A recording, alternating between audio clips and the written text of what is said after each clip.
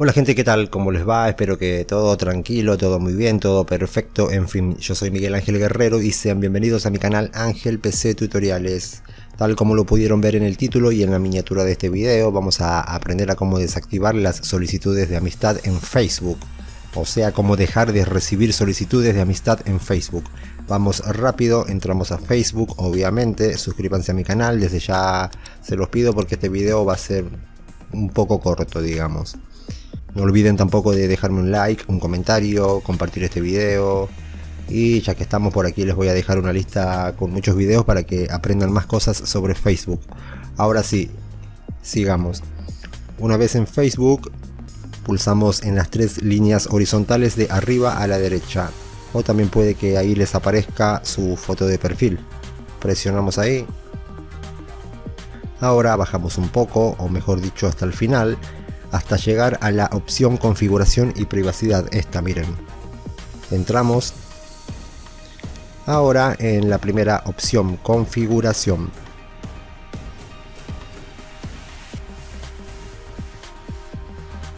Una vez en configuración, bajamos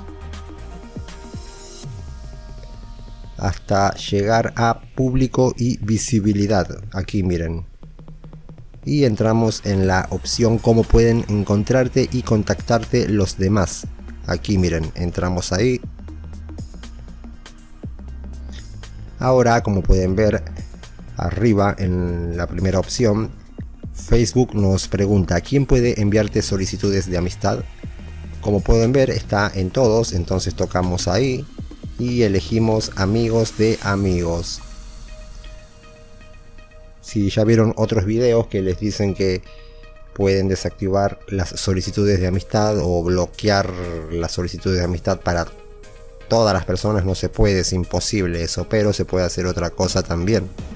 Una vez hayamos hecho esto, vamos a volver atrás en la flecha de arriba, vamos a evitar que esas personas puedan seguirnos si es que tienen activada esa opción.